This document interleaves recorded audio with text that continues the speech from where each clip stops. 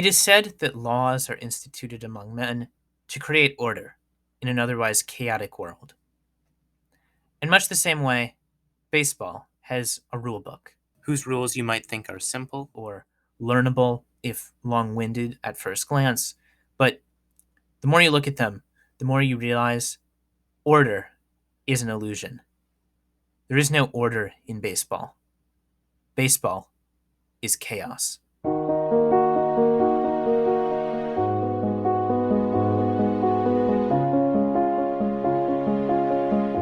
Let's start with the basics. Stuff that anyone who knows who Babe Ruth is probably knows or can intuitively understand. 3 strikes, you're out. This transcends baseball to the extent that the idea of 3 strikes is incorporated into aspects of the US legal system. This is a batter, and this is the strike zone. If a batter fails to hit 3 pitches, throws by the pitcher, in this zone, or swings and misses at pitches outside of this zone, he is out. 3 outs. There are 3 outs per side. Once 3 outs are recorded, the teams switch sides. Hits. A hit is what the batter is trying to get by using his bat to put the ball in play. There are conventionally 4 types of hits, each describing how far the batter is able to run when he puts the ball in play. A single is where the batter is able to advance to first base. A double is where they are able to advance to second. A triple is where the batter can advance to third. And a home run, deep to left, where the batter is advanced all the way around the home plate. Home runs are awarded automatically if you hit a ball outside the outfield fence, but they can also be achieved through sheer speed. 4 balls equals a walk. If 4 pitches are thrown outside of the strike zone and the batter doesn't swing at them, then a walk is given, whereby the batter is awarded first base. If the next batter walks, then the first batter, already on first, now called the runner since he is no longer holding a bat, is forced to advance to second automatically. This can continue infinitely and allows us to contemplate, for a moment, true horror. A baseball game, in fact, a single baseball frame, never has to end.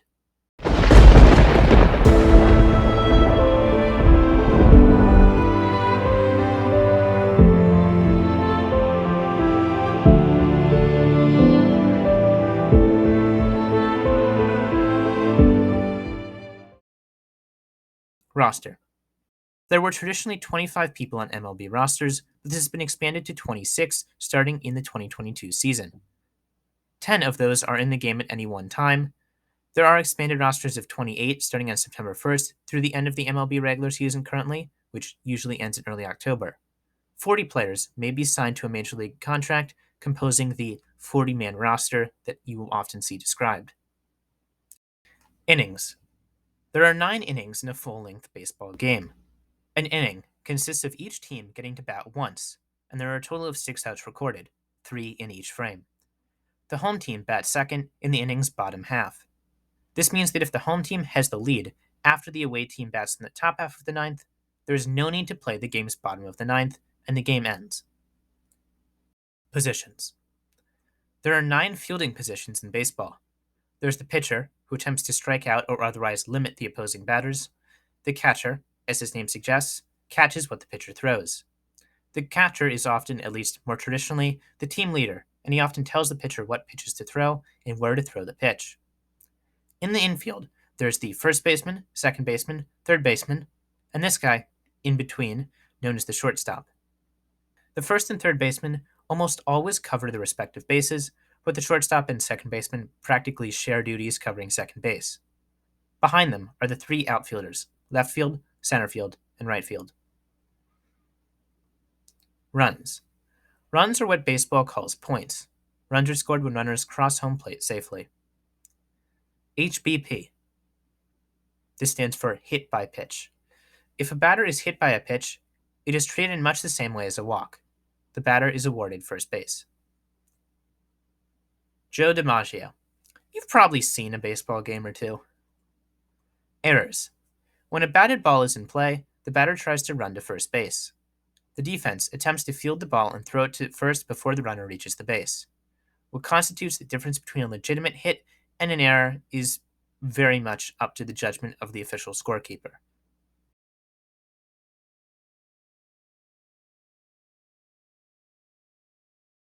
DH. I mentioned that there are 9 positions, but 10 game participants at any one time per team. Traditionally, each of the 9 positions would have their turn at bat in the batting order. However, because of their hyper-specialization, pitchers were usually abominable hitters. The DH, or designated hitter, is a player who bats instead of the pitcher. The DH has been used in the American League since 1973 and in the National League since 2022. Catching fouls. These are the foul lines. If a batter hits a ball that does not end up in between these two lines, it is considered foul. A ground ball can go into foul territory and still be considered fair if it passes first or third base in fair territory. A foul ball that is not caught counts as a strike for the batter up until there are 2 strikes, at which point it is not counted against the batter. If a foul ball is hit into the air at any point and a fielder walks into foul territory to catch the ball, it is counted as an out, and the next batter is brought to the plate or the inning ends. This can even go so far as a fielder leaning into the stands to make the play, though his feet must stay on the field. Force versus non-force outs. When a batter hits a ball into play, he has to run to first base. This is known as a force out, since the batter has no choice but to go to first. If the ball is thrown to first base and caught by a fielder standing on first before the batter reaches the bag, then the batter, now a runner, is out. The same applies if there is a runner on first and a ground ball is put in play. The runner on first must advance to second, so if the ball reaches second before him, the runner is out. This is how a double or triple play is possible, where multiple outs can be recorded on one play. Force outs can even cause a runner on third to have to attempt to reach home plate safely. Back to the mound. The throw will go to the plate. They force Rizzo. Bases still loaded. Then there are non-force outs. A non-force out can occur when a runner doesn't have to advance to the next base, but chooses to attempt to for one of a variety of reasons. In this instance, the fielder can only get the runner out by tagging him. Tagging him entails a fielder holding the ball and tagging the runner with their glove or hand, whichever is holding the ball, when the runner is not touching a base. It should be noted that any runner is out if they aren't standing on base and are tagged in this manner, even in situations where a force out would be more typical. Usually, non-force outs are more difficult since you have to directly approach the runner, who is obviously not going to cooperate. The runner cannot leave the base paths between bases without being called out, however, and this creates the back and forth nature of rundowns, where a runner is cornered but just doesn't give up. Sacrifices. Sometimes a batter will allow themselves to be at higher risk of getting out with the goal of advancing the runner in the process. One such way is by bunting, where the bat is held to deaden the ball and result in it usually just going a few feet from the batter's box. This usually results in the batter being thrown out at first, but the runner who is already on first has a chance to advance. The same thing can happen with fly balls, in that a batter can hit a fly ball far enough that, despite it being caught, still allows one or even multiple runs to score, or tag up and advance. To tag up is for a base runner to retouch or remain on their starting base until after the ball is touched by a fielder. So, by rule, base runners must tag up when a hit ball is caught before it bounces by a fielder, and in such situations are out if any fielder with possession of the ball touches their starting base before they do.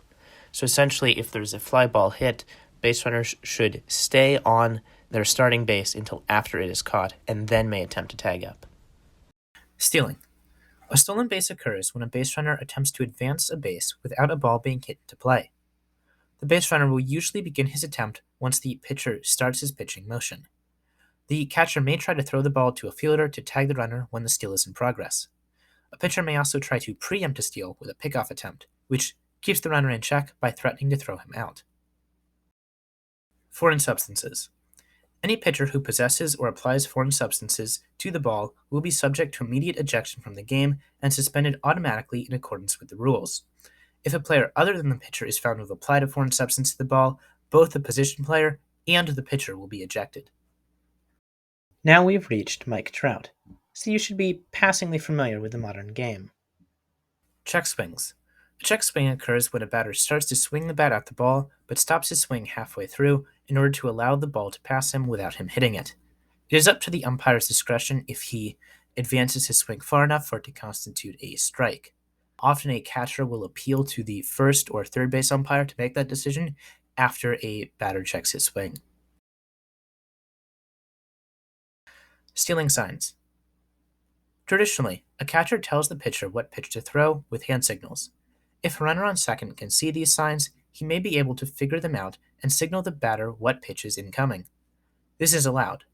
What is not allowed is using technology to steal the signs, or in the case of the 2017 Houston Astros, trash cans. This has been mostly circumvented today by the advent of PitchCom, an electronic communication system housed in the pitcher's cap and the catcher's mask. Pass ball. If the catcher fails to catch the pitch, it can get away from him and allow runners to advance. This is counted differently from a stolen base, since it's the fault of the catcher. A wild pitch is when the same series of events occurs, but the blame is placed on the pitcher for an errant throw. Running to first. When running to first base, the runner can run through the base and not be tagged out, assuming that he ends up going towards foul territory. This allows runners to go as fast as possible, as opposed to other bases where they have to stop right on the base or risk being tagged out. For the Reds right there, he could have taken it himself. I'm not sure what the penchant for. Catcher's interference. When a swinging batter hits a catcher, usually their glove, as they try to hit the ball, they are awarded first base. Jacoby Ellsbury is the all-time leader in catcher's interferences drawn as a hitter, which is assuredly why the Yankees thought he was worth all that money. Substitutions. Teams are permitted to substitute players anytime the ball is dead.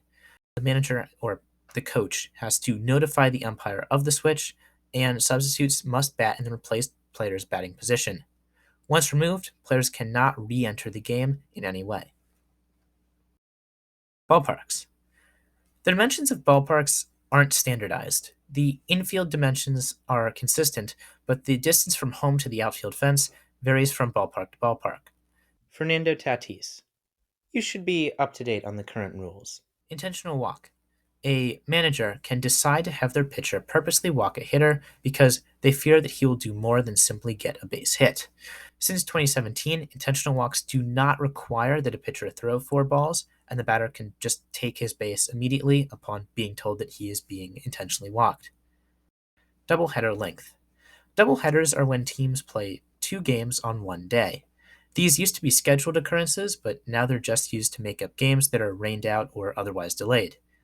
Doubleheaders actually used to be 7 innings, but starting in 2023, they are back to a full 9 innings. 3 batters.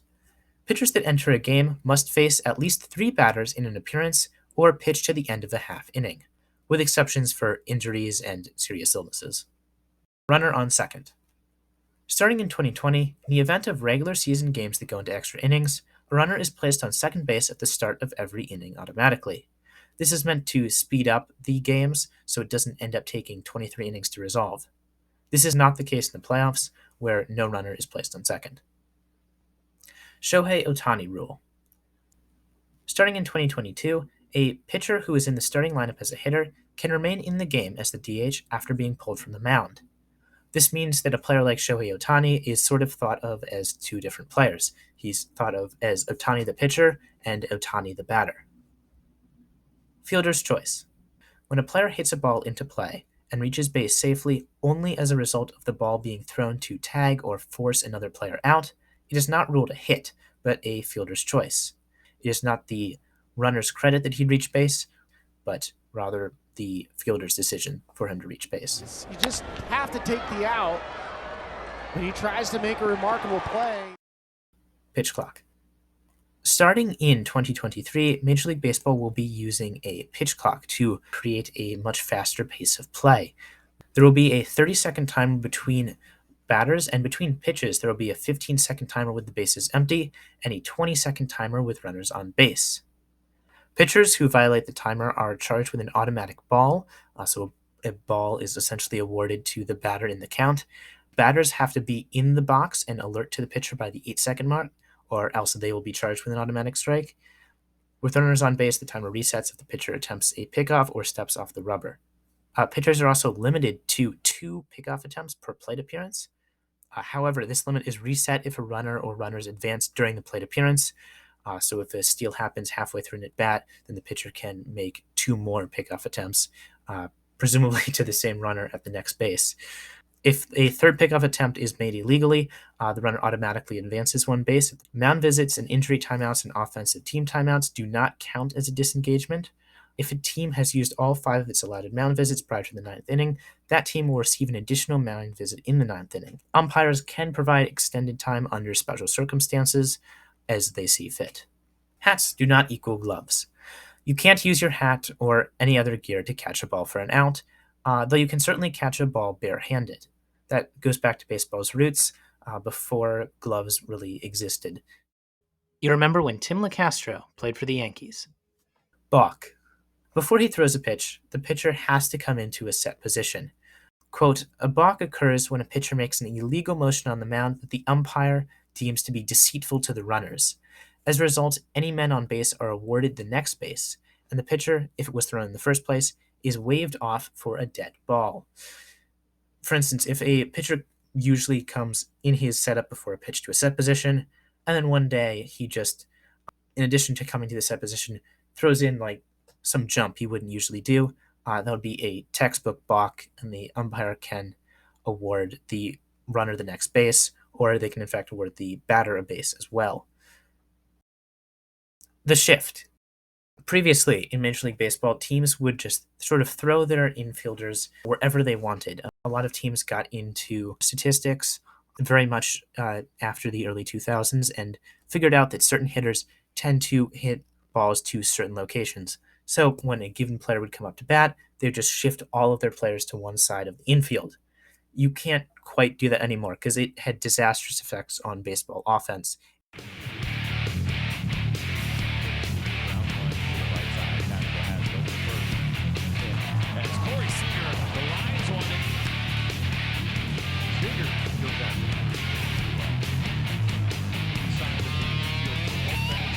Side of the infield goes out to the grass in right field, and Altuve throws out Seager to win the inning. So now, teams must have a minimum of 4 players on the infield at all time, with at least 2 infielders completely on either side of the base. There's a few more requirements. The 4 infielders must be within the outer boundary of the infield when the pitcher is on the rubber. Infielders may also not switch sides. In other words, a team cannot reposition its best defender on the side of the infield the batter is more likely to hit the ball. If the infielders are not aligned properly at the time of the pitch, the offense can choose an automatic ball or the result of the play. This rule does not preclude a team from positioning an outfielder in the infield or in the shallow outfield grass in certain situations, but it does prohibit 4 outfielder alignments where you have a shortstop playing in center field. Drop third strike. If the catcher fails to catch the third strike of an at-bat, the batter can try to advance to first base. If he makes it there safely without being tagged or forced out, then he gets the base. A strikeout is still recorded for his and the pitcher's statistics, but an out is not recorded for the purposes of the game. This means that a pitcher could throw 4 strikeouts or more in an inning. Bunting foul. After a batter has 2 strikes, he can foul off as many pitches as he wants. Right? Well, no. If a ball is bunted foul with 2 strikes, then the batter is out. I don't know why. Foul bunt on a fastball 98 from Wade. Infield fly rule. Let's take an example. There are runners on first and second base, or the bases are loaded. These are the 2 situations when a infield fly rule can occur. Batter could then pop a ball up into an air such that an infielder can make an easy play on it. The batter is actually already automatically out while the ball is still in the air. The key is that the popped-up ball has to be catchable by an infielder. So even if the ball comes down and nobody catches it, the ball is still out. It's essentially treated as if a ball is always going to be caught. Because if it's not treated that way, then fielders will just let the ball drop and get 2, 3 runners out at the same time. Sticky catchers. If the ball gets stuck in the catcher's gear or the umpire's gear, then the runners get to advance 1 base. Scorekeeping. Scorekeeping in baseball is practically an art on its own. This is a score sheet. Every fielder is assigned a numeric designation based on their position that is used as abbreviations when describing plays that happen in each inning. For instance, the first batter here might hit into a 6-3 out. That means that the shortstop, who is given the designation 6, fields the ball and throws to the first baseman, who's given the designation 3. It's a bit complicated and takes time to learn. It probably deserves its own video. Records. Records in baseball are extremely hallowed. This sport cares a lot about its own history. It probably has the foremost Hall of Fame for any sport in the world, certainly among the major four American sports. That's sometimes ironic because a lot of baseball records have asterisks associated with them. Ask a baseball fan who has the most career home runs, and you're liable to get several different answers. Now we have entered the depths of the unwritten rules. Bat flips. This divides baseball. A bat flip is just what it sounds like when you flip your bat, typically after hitting a home run. Old school players view it as tremendously disrespectful, while new school thinking holds that it makes the game more fun, sort of like touchdown celebrations in football.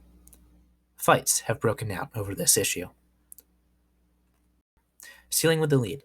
It's considered rude to steal when your team has the lead. You're up. No need to get ahead by theft. Commissioner precedent. Baseball is collectively ruled by a commissioner. If one commissioner rules something, then following commissioners must respect that decision, sort of like how legal precedents are supposed to be followed. This means that several player bans from the Hall of Fame have been upheld for decades. Stepping on the chalk. You're not supposed to step on the chalk that makes up the foul lines or batter's box. It's considered bad luck. Silent treatment. It'll surprise you. He's getting the silent treatment now.